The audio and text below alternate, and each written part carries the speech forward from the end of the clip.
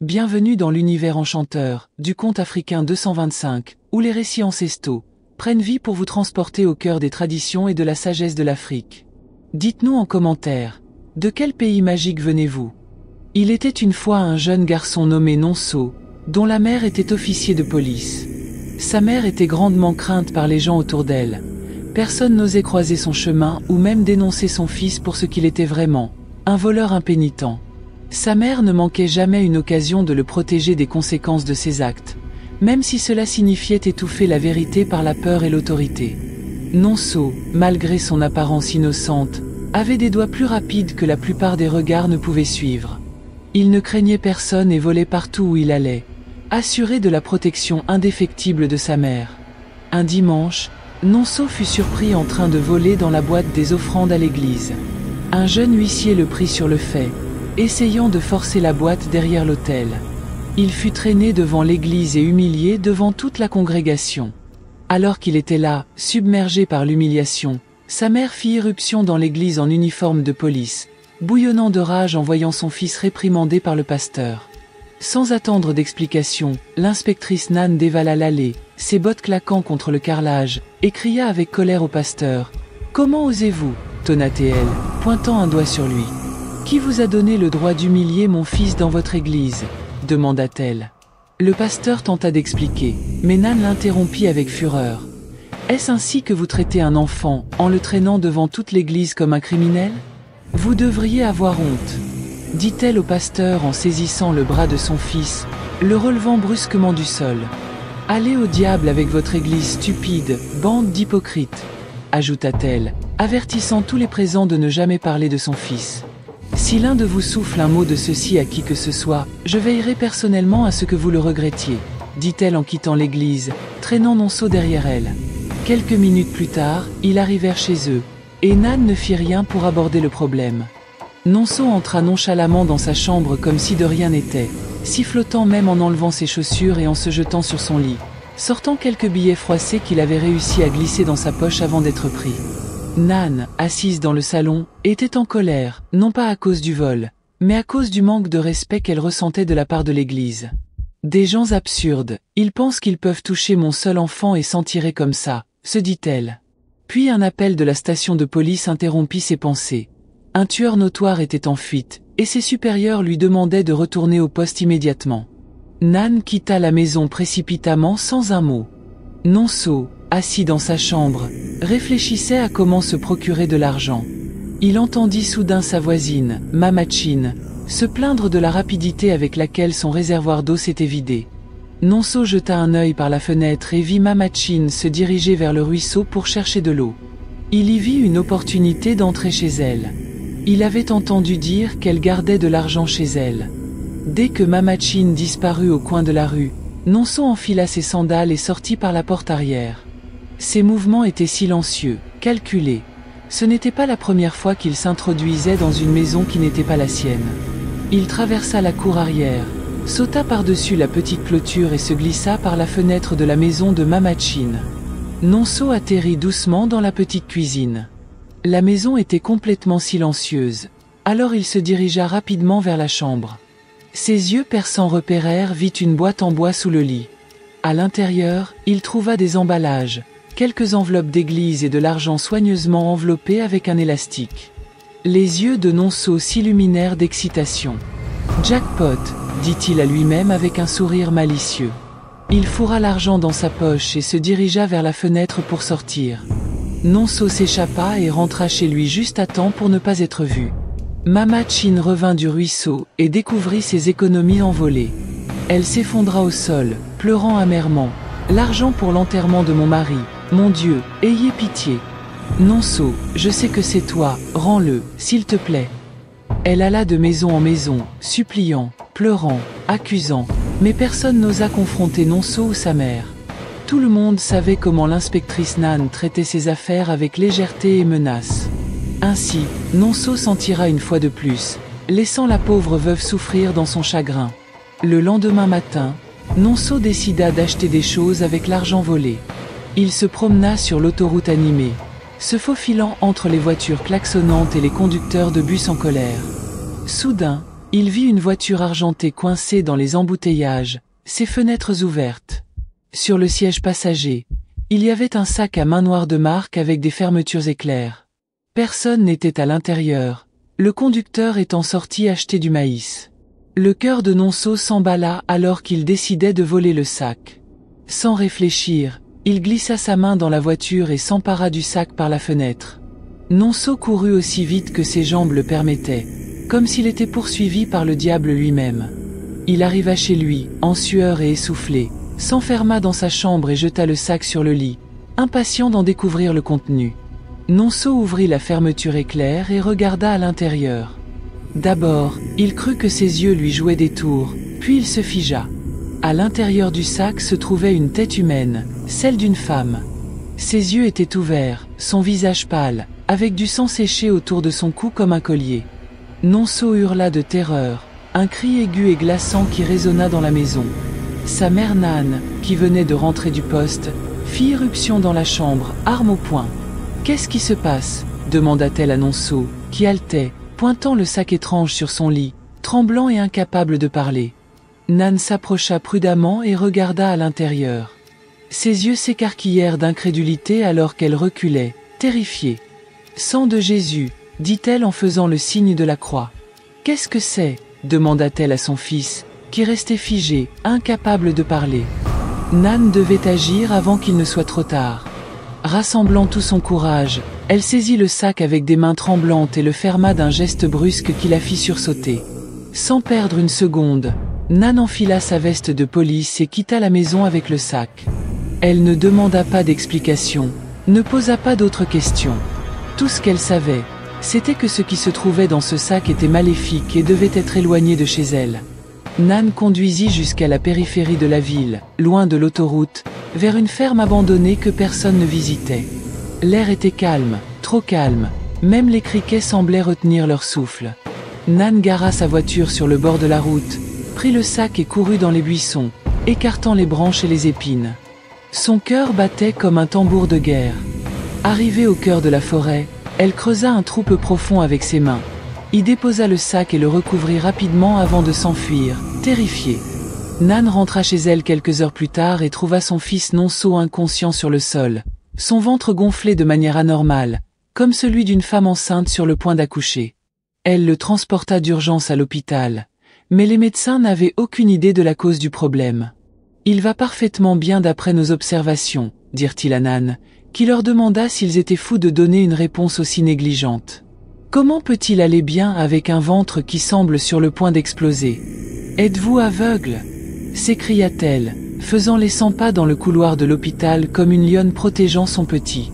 Les médecins échangèrent des regards nerveux. « Madame, nous avons effectué tous les tests, analyse de sang, scanner, il n'y a rien de médicalement anormal chez votre fils. » Nan savait au fond d'elle que ce n'était pas une condition médicale.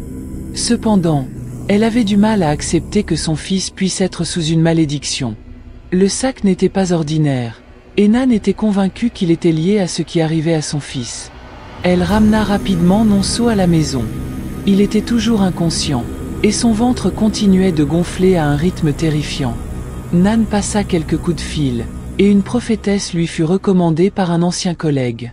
« Cette femme voit des choses », murmura le collègue au téléphone. « Elle ne parle pas beaucoup, mais s'il y a quelqu'un qui peut gérer les cas spirituels, c'est elle. » Sans hésiter, Nan appela la prophétesse et la supplia de venir chez elle. « Je paierai n'importe quoi, s'il vous plaît, mon fils est en train de mourir, » implora-t-elle. La prophétesse arriva immédiatement. Dès qu'elle entra dans la maison, son attitude changea. Elle ne salua ni ne sourit. Nan la conduisit dans la chambre de son fils et la supplia de lui sauver la vie. « S'il vous plaît, aidez-nous, quelque chose de terrible lui arrive, » dit-elle. Mais la prophétesse leva la main pour l'arrêter, ses yeux fixés sur Nonso, allongé immobile sur son lit, son ventre enflé au-delà de l'imaginable. Elle commença à trembler et pointa Nan du doigt, terrifiée. Elle se tourna pour partir, mais Nan se précipita après elle, saisissant le bord de sa robe. « S'il vous plaît, prophétesse, je vous en supplie au nom de Dieu, ne partez pas, aidez mon fils !» cria-t-elle, la voix brisée. Mais la prophétesse secoua la tête violemment, les lèvres tremblantes. « Je ne peux pas l'aider, murmura-t-elle. Je ne peux même pas rester dans cette maison. Que voulez-vous dire? Vous êtes une femme de Dieu, cria Nan, la saisissant par les épaules. On vous a hautement recommandé. Pourquoi refusez-vous de nous aider? La prophétesse la regarda dans les yeux et révéla que c'était plus grand qu'elle. J'ai vu beaucoup de choses dans ma vie, mais ça, je n'ai jamais rien vu de tel, dit-elle, jetant un regard à Nonso, inconscient. Il est marqué, dit-elle d'une voix tremblante, marqué par quelque chose de plus ancien que les malédictions. Nan recula, le cœur tremblant, alors que le mot « marqué » résonnait dans son esprit. Ce n'est pas seulement votre fils qui est marqué, vous l'êtes aussi, et votre punition sera bien pire que la sienne. Votre orgueil et votre arrogance en sont la cause. Si je reste ici plus longtemps, il saura que je l'ai vu, et il pourrait me marquer aussi, dit-elle en se dirigeant vers la porte et en s'enfuyant, laissant Nan et son fils dans leur malheur. Nan resta seule dans le silence de sa maison, les oreilles bourdonnantes des derniers mots de la prophétesse en fuite. Vous êtes marqué, et votre punition sera bien pire que la sienne. Ses jambes fléchirent, et elle s'effondra près du lit de son fils, se demandant quelle serait sa punition. Elle regarda son fils et commença à regretter toutes les fois où elle l'avait laissé s'en tirer avec ses méfaits, tous les avertissements qu'elle avait ignorés, toutes les larmes qu'elle avait négligées. Cette nuit-là, le tourment commença. Nan sentit ses os s'affaiblir. Elle s'effondra sur son lit, incapable de bouger, tandis que son corps commençait à se décomposer. Elle était vivante et consciente, prisonnière de son propre corps en décomposition, incapable de bouger ou de crier. Son esprit restait alerte pendant qu'elle vivait la lente pourriture de sa chair. Jour après jour, elle observait, impuissante, son fils allongé, inconscient. Nan se mit à prier Dieu pour qu'il la sauve.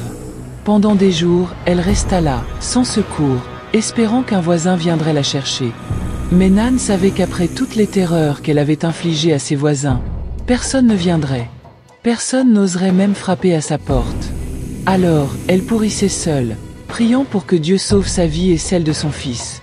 Puis, un coup retentit, un coup lent et persistant à la porte, qui continua jusqu'à ce qu'il s'arrête enfin. Nan essaya désespérément de répondre, mais ses lèvres ne pouvaient pas bouger. Tout ce qu'elle pouvait faire était de pleurer. Elle n'avait jamais ressenti une telle impuissance de sa vie. Allongée dans son propre désespoir, les yeux fixés au plafond, le silence revint, plus lourd qu'auparavant. Puis, elle entendit des pas dans la maison. Les yeux de Nan s'écarquillèrent d'horreur. La porte d'entrée n'avait jamais été ouverte, pourtant elle entendait clairement les pas. Quelqu'un, ou quelque chose, était dans la maison. Nan ne pouvait s'empêcher de frémir de terreur. Elle resta allongée, incertaine de ce qui l'attendait, lorsqu'une voix l'appela. « Inspectrice Nan », dit la voix. Nan bondit de joie intérieurement, réalisant que quelqu'un était enfin venu à sa recherche. Les pas se rapprochèrent, et du coin de l'œil, Nan aperçut le pasteur Shuka, le même pasteur qu'elle avait insulté et humilié le jour où son fils avait volé à l'église. Le pasteur Shuka se tenait là, tenant une Bible, sa robe blanche flottant derrière lui comme portée par une brise invisible. Derrière lui se tenaient 3 anciens de l'église, chacun tenant de l'huile d'onction.